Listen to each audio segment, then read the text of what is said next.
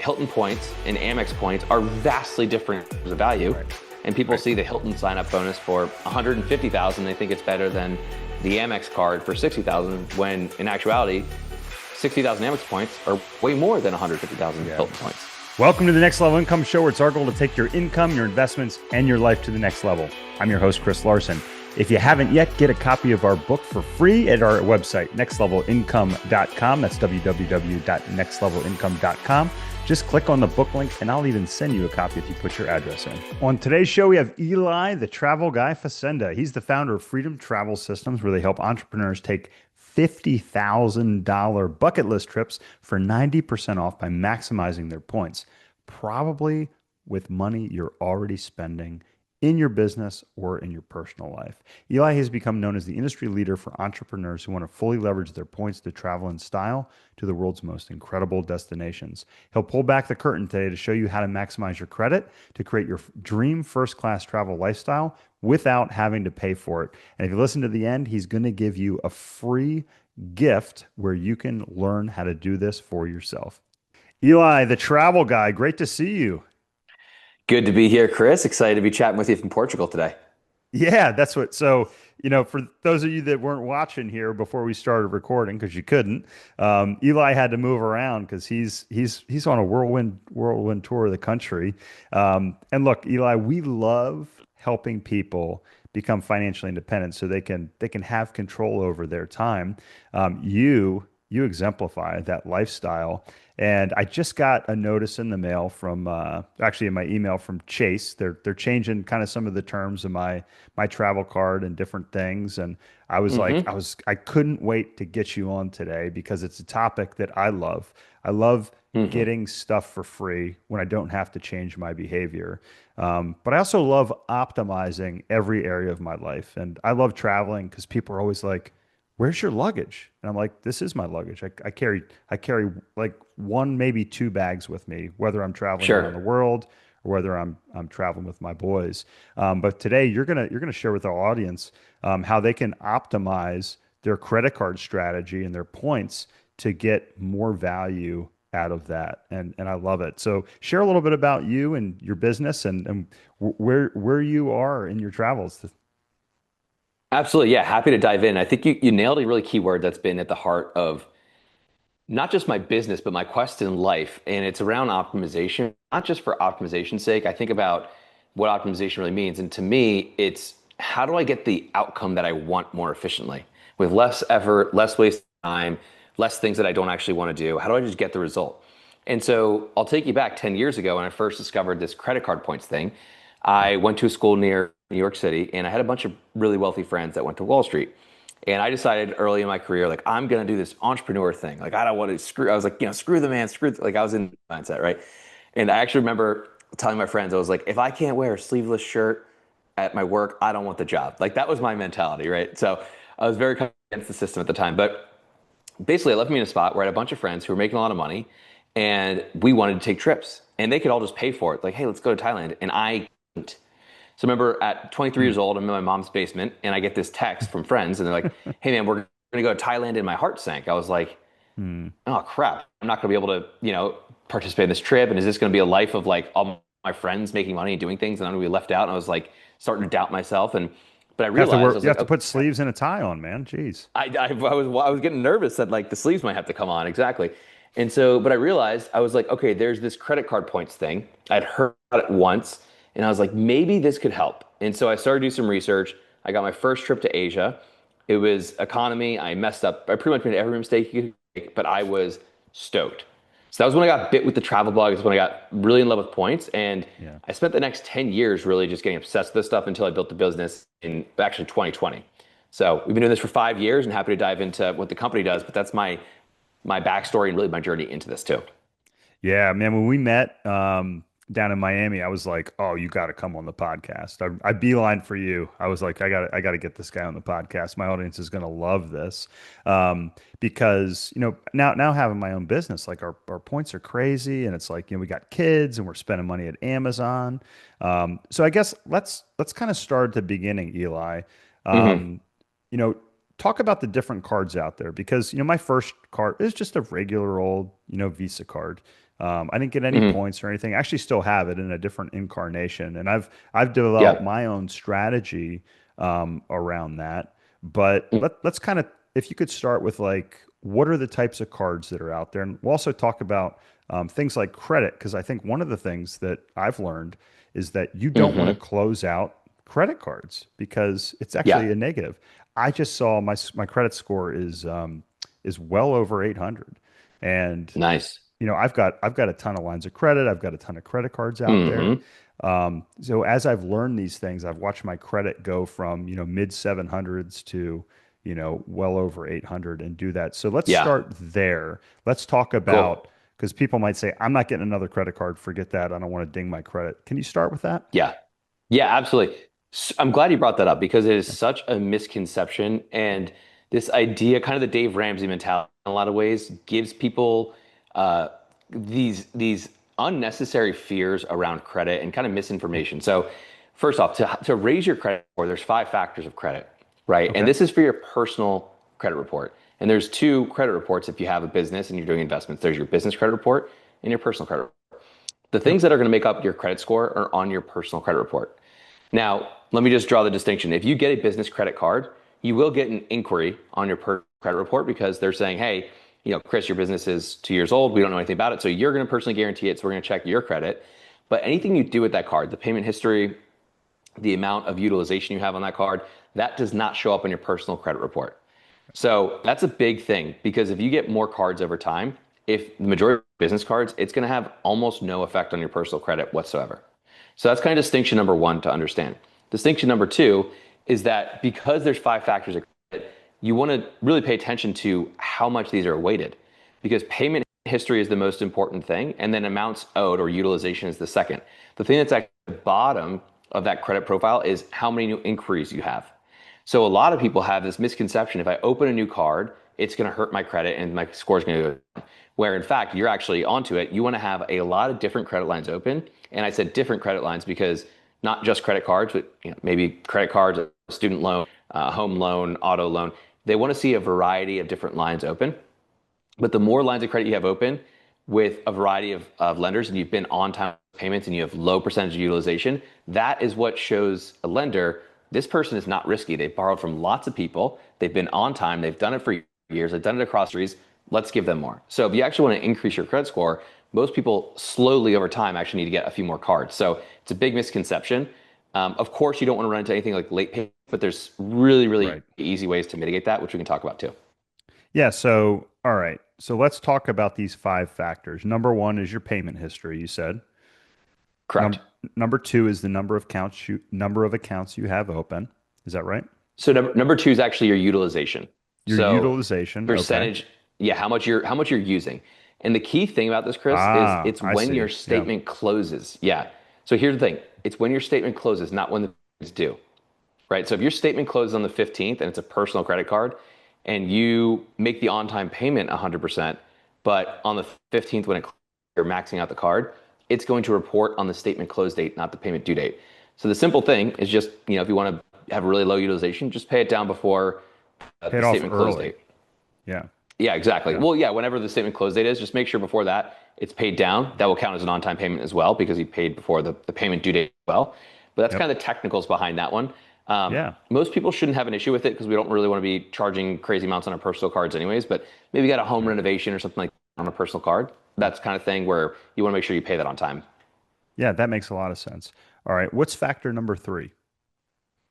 So that's going to be the average age. So that's going to basically be how long you've had credit and how, yeah, essentially across your different lines, how long you've had them. Now, the hack here is if you have young credit, because this is a common, issue for people that are starting new or maybe starting over, maybe they had a business issue in the past or something. You Okay. can actually get something called an authorized user. Yeah. So one of the things I did in my 20s was my dad added me to one of his personal cards. Now, I intentionally got a card with three main things. Number one, it was really old, so it increased my average age because I was young and there wasn't a lot I could do to increase my average age on my own. I was 25, whatever, right? So Yeah. didn't have a lot of options there. So he added me to an older card, but it also had tons of on-time payments and it had a high credit limit with low utilization.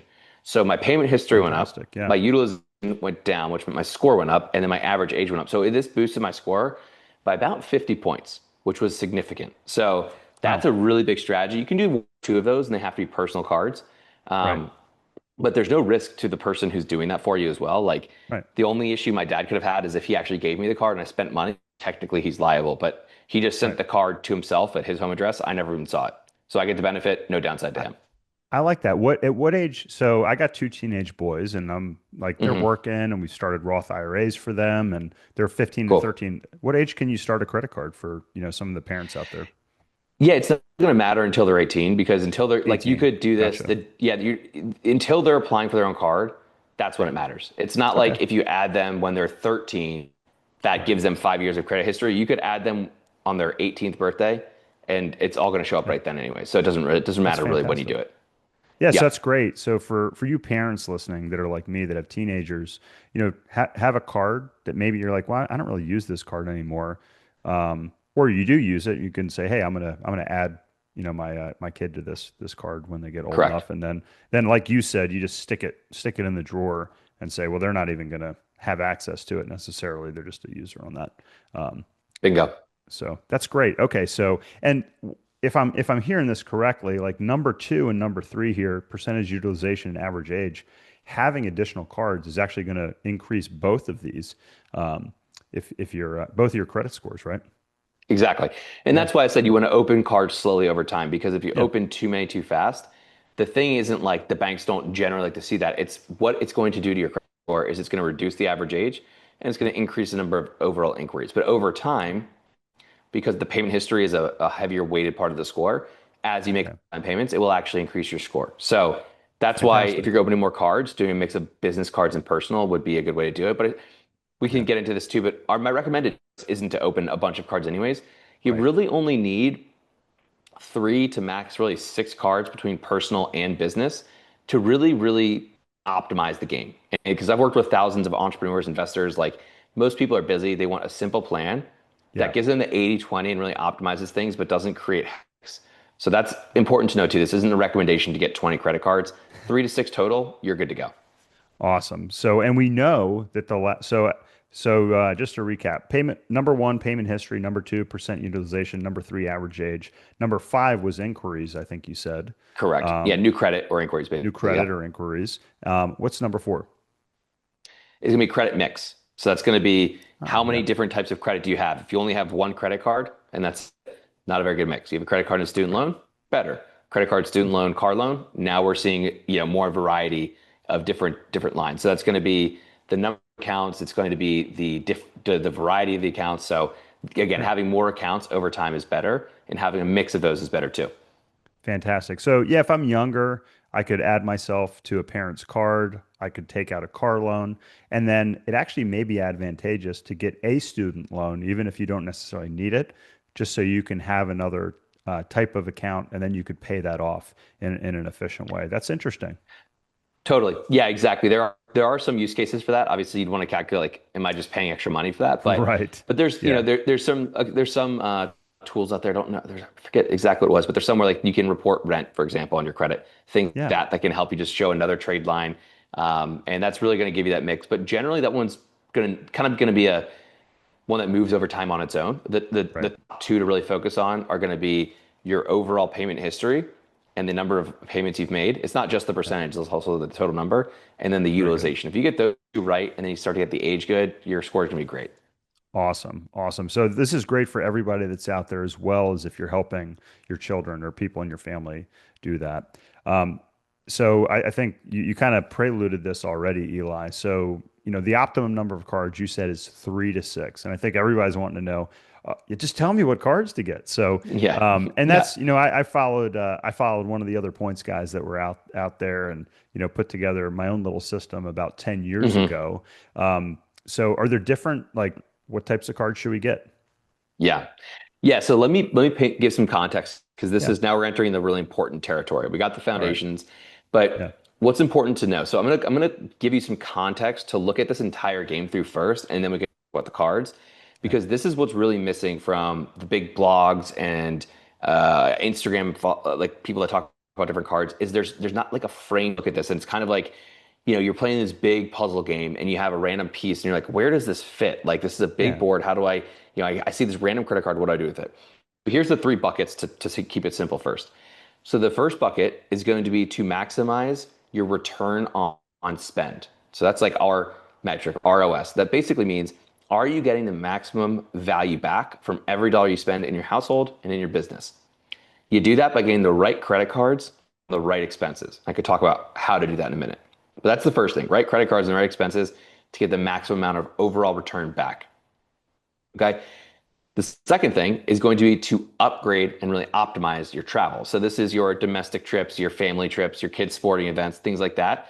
Yeah. Getting the lounges right, getting the free bags, like you said, getting the upgrades to suites at hotels, the free breakfast, the free Wi-Fi, the early check-in, late checkout, the Yep. first boarding, the first off the plane, all the things that just take honestly, the things that are kind of a pain in the butt for travel, Oh yeah. and they either eliminate them or make them comfortable, right? Yeah, you know what I'm talking about. It's like Oh yeah, the man. I got small two things give you the, boys. the headaches. Yeah. It's like, man, hanging out in the airport sucks, but now I get to go to the lounge for free.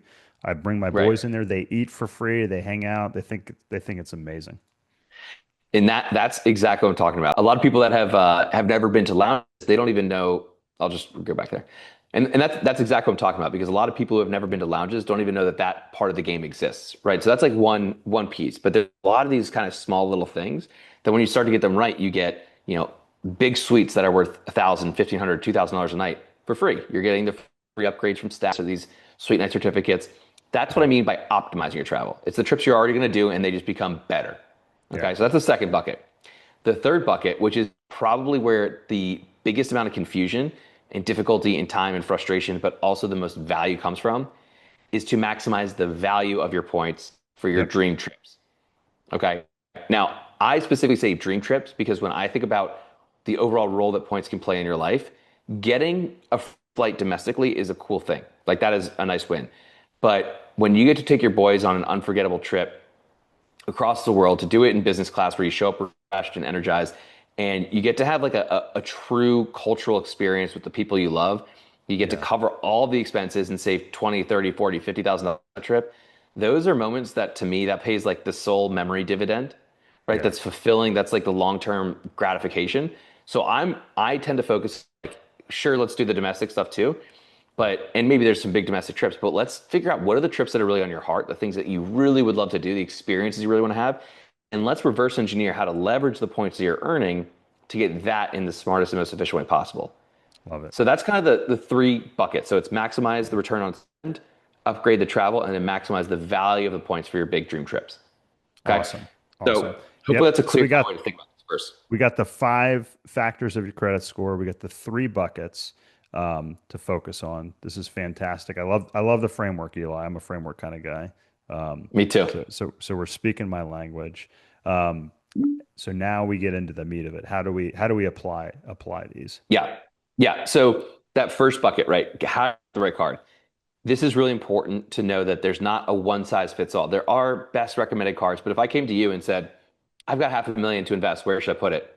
What's your first? You're not going to be like real estate fund, right? You're probably going to ask some questions. Yeah. What kind of risk do you want? What kind of returns? How long do you want your money locked up? There's a lot of variables. Make that a different answer for me there versus the next guy, right? Well, the same goes with cards. I call this your travel DNA, because what you and I spend on, the amount we spend, what we purchase, where we're based, how frequently we're traveling, where we're traveling to and from, what we actually care about. Is it first class for domestic flights? Is it only international? Do we care about hotels? Do we do Airbnb? All of those things are going to form your travel DNA, which is like your unique travel fingerprint. That is what your card stack should be built around. Because if you don't Awesome. care about getting hotel suite upgrades, we don't need you having the Hyatt business card. But I really like those because I stay in a lot of Hyatt. So for me, that's part of it. Okay. Yeah. So that said, there are some best recommended cards, and the best rule of thumb I can give is that you want to earn the right type of points first. That's the most important thing, number one. And the next most important thing is that based off of what you spend, you find the card that earns the most of that currency. So to break that down one step further, think of it this way. If I was going to invest in something, in a deal, right, and the deal was $100,000, and I said, hey, I have 100,000 Mexican pesos, you'd laugh. You'd be like, absolutely not, right?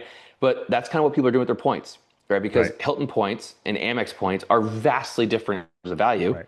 And people Right. see the Hilton sign up bonus for 150,000. They think it's better than the Amex card for 60,000, when in actuality, 60,000 Amex points are way more than 150,000 Yeah. Hilton points. Yeah. So, so these transferable bank points are kind of the holy grail. This is going to be Chase, Amex, Capital Yep. One. Those are the big three. Yep. We Citi, use Bilt, and Chase. Wells Yeah. Fargo. Yeah, Yep. Chase is great. And the reason is because they have this ability to transfer the points to the airline and hotel loyalty programs. Yep. And each has different partners. So that's again why these points are kind of custom. If you live in a Yep. United hub, let's say I grew up in the DC area, it's a United hub, you may want to be transferring your points to United quite a bit. Well, Yep. Chase partners with United and Amex does not. Okay. Yeah. So Yeah. that might mean, okay, we want to earn more Chase points. And then we'd start to look at, based off of my spending, which of the Chase cards are going to be the highest earning cards for me. Love it. So again, it's kind of you could follow the conditional logic on that. Like if You're this, getting you got a new client here, Eli. So we're gonna be having this conversation here soon. very, very cool, very cool. So yeah, so that's how it goes. So again, if you want default, like what's the bare minimum? Yeah. Amex and Chase, the top two, Capital One's the third. Yeah. And you want to look for the cards that earn the most on your top spend. A card pretty much anyone's going to want to have is the Amex Gold. Why? Amex points are very valuable. They transfer to most of the major airlines, and they're great for hotels. You can get 4 per dollar on groceries and dining, and everyone's going to eat. Okay, so that's the highest earning card for basically general food that you can have. So that's like a personal card off the bat. Almost everyone you should be using that card. Okay. The second card that would be on the business side, if you have a business that's operational, maybe not like a real estate business, but maybe Yep. this is active, running, you have software, advertising, dining, stuff like that. The Yep. Amex Business Gold, similar, earns 4 points per dollar on software, advertising, and dining. So that is a really good card for most businesses. But it does change, and new cards come out. The Chase Sapphire Reserve business card just came out. They didn't have a business version until literally last week. And so that's now a new contender for people that have high amounts of advertising spend. So you Yeah. can see it really, again, it really depends. And there's the whole other game about elite status and if you should get airline cards or not. In most cases, you probably shouldn't, but sometimes you should. So we could dive down any of those rabbit holes if you want. Yeah, I think, as you said, I think it depends, right, on what it is. And we could jump down there. We could say, hey, like I have a business. I actually already have the Chase Sapphire card. And we have an American Express. I'm sorry, an American Airlines is one of the main airlines that we Hmm. have because we go to Charlotte a lot out of that. And I've got status with Marriott, lifetime status with Marriott from my prior life Cool.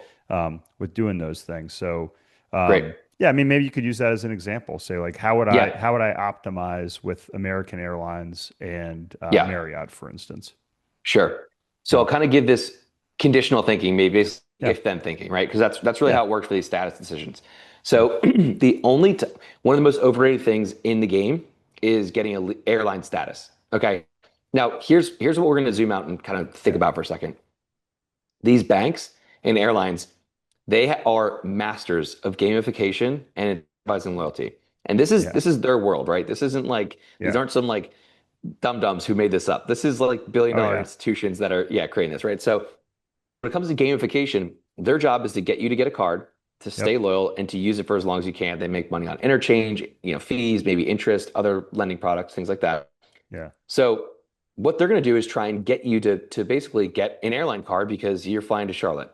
Well, unless you're going to get to the highest level of American Airlines status and you aren't already paying for first class, and you're traveling enough where first class upgrades are meaningful and will actually save you enough, doing all those things, then it would probably make sense to have an American card.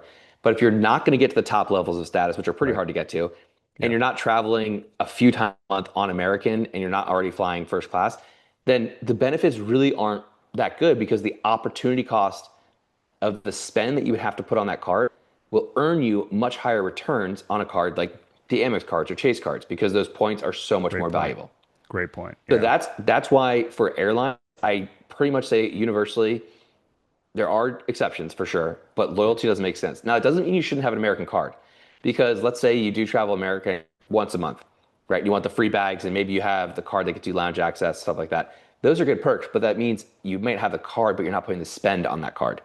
right, So there's different cards that you're going to hold just for the yeah. benefits, different cards you're going to use for the spend. So you almost want to split the card in two when you think about why you might hold it. Yeah, that's a great point. I think that's that's as you look through these, that's where you come in. So talk about like what does your business do, Eli? Because you Hmm. said, hey, I help people make this happen. So how does your business help people optimize these? Because I probably have the cards I need, and I'm probably not utilizing them to the best of my ability, Sure. the points. So how can you help people like me? Yeah, so we have two levels to what we do, but the entire business is oriented, as I mentioned in the beginning, optimization towards your outcomes. So when we work together, we're going to look at, Chris, what's important to you when it comes to travel? What's Yeah, meaningful? What's measurable? Is it about just getting the total value back? Is it about unlocking new experiences or yeah, comfort? Is there family you're traveling with? Is it about the business spend? So we yeah, assess that first. And then we start to put together basically your overall card and travel plan. Here's the card you want to have, how to use them. Okay, you have this card, downgrade that one, put those expenses on this card, move this one over here. That's going to yeah, unlock 2.5 times more points. So, an example, if you're getting 500,000 points a year, now you get over yeah. a million, right? It's going to Wow. unlock Yeah, upgrades and status. So, we do all of that part first. yeah, And then when you have your trips, you call us and you say, hey, I want to take the family to Greece for 10 days. We want to do business in first class. We want to get that Emirates flight with the shower and the in-flight bar. We want to stay at a five-star resort. Show us what you got. And then we'll provide different options, whether it's Italy, Greece, amazing. Europe, Japan, different parts of Asia, really anywhere in the world. So we're kind of like on one level, higher level of service is like essentially a travel agency Yeah, on credit card points built for high net worth individuals, entrepreneurs, and investors that don't have the time to spend 15, 20 hours piecing together a credit card points trip. But they right, also don't want to spend 40 or $50,000 when there's a much smarter way. right. That's kind of the, Yeah, the core engine of the business. And then we have a community level too, yeah, where that's more for people that are interested in getting some more like the hacks and the shortcuts themselves. And they want to do a little on their own. They just need that expert touch to be like, hey, do I have this right? Or can you find a better deal? And we'll help find deals and give recommendations in that level too. So that one's obviously lower investment, more about giving you the shortcuts to do on your own rather than us doing it for you. I love it. I love it. And you're living this in action, Eli. Tell the audience where you are today and where you've been in your recent travels here. Oh man, I mean, this year has been insane. So it started off with a proposal in I mean, basically over New Year's. So I took my Congratulations. Yeah. fiance on a surprise trip. Thank you so much. Took her on a surprise trip to. We flew into Milan. We flew Emirates class. We got an in-flight shower and bar. That trip alone, we flew back on Virgin Retreat suites. We went to the Swiss Alps. We went to Paris, to London. It was that was a $50,000 trip. I paid 2 grand out of pocket. Amazing. Okay, so if I use those points, by the way, through Amex Travel or the bank sites, which is talk about using points, that's what we want to Right. avoid. That's the trap the banks want you to fall into. Hmm. Yeah. They want you to redeem them through their site, and they're going to have you thank them for it when through you. So it's like this whole game, right? So that would have been 5 million points through their site. I did it for about 600,000 points. Wow. Okay. So Yeah. I saved about 50 grand. That was the first trip of the year. Yeah. We then put everything in storage. We went to Japan for 3 weeks in March, came back for a month in Florida. That's where we met. And then we've been in Europe the last basically month and a half. Berlin, the Dolomites. We were in Florence for a few weeks. We went to Cinque Terre, Portofino. I was actually in Egypt for a week on a kiteboarding trip, stopped in Dubai, and now I'm in Portugal. And so it's a crazy life, man. It's uh, Incredible, it's pretty man. it's pretty fun though. Incredible. So yeah. Incredible. Well, I got a little bit of envy there because I'm chasing my boys around going to lacrosse tournaments. We got a good Nice. life Yeah. too. Yeah, But totally. yeah, you've really shown how you can create a business around your lifestyle. If people want to learn more how to optimize the points that they're getting, the spend that they're using, learn about your community, the different services you have. What's the best way to find that out? Yeah, so there's two ways. My personal Instagram, I share all the stuff in stories. It's just Eli Travel Guy. And then the website is freedomtravelsystems.com/NLI for you. And we have some free Awesome. gifts, by the way. We have a custom playbook that I built. And this is normally $150. And we're going to give it to anyone that listens to the show for free. And Awesome. actually, on the kiteboard trip, is really cool. It's just in Egypt. One of the guys on the trip used the playbook. He bought it. Actually, he bought it and gave it to his wife. His wife then gave them $20,000 on business class flights to the Middle East in about 30 minutes of reading the book. So it's That's pretty so it's pretty cool. killer. Yeah. Very practical level stuff. So that's going to be on the site too. Awesome. Well, thank you for that. And if you're listening, if you're on YouTube, you can click those links down below. If you're listening, go into the show notes. You can click that there. But say that website one more time for the Yeah, audience, so it's please. freedomtravelsystems.com/NLI. Perfect. Perfect. Eli, thank you so much, man. This has been a blast. You got my mind working. I cannot wait to tell my wife about this because she's going to love when I say, "Hey, here's our points and here's how you can now use them Totally. for these trips that we have coming up."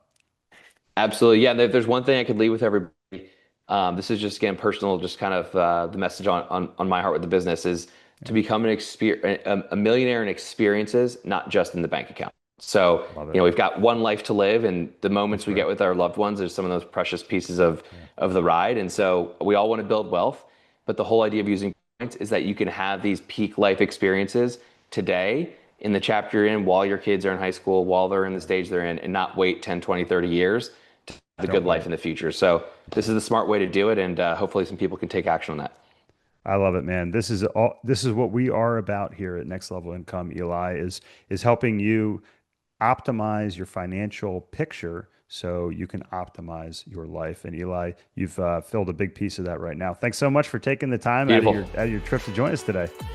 Yeah, thank you, Chris. Appreciate it, man. Hey, Chris here again. I hope you found this episode valuable. Now, I have one more thing to gift you. We have a page for my coaching clients where you can get a free copy of my book, as well as much more from previous guests on the show. Just check out nextlevelincome.com/coaching to get a free copy of my book, audiobook, and much more. I'll send you a copy of my book and cover all the shipping costs as a thank you for listening to the podcast. Also, please like, share, and take just 90 seconds to give us a rating on Apple Podcasts.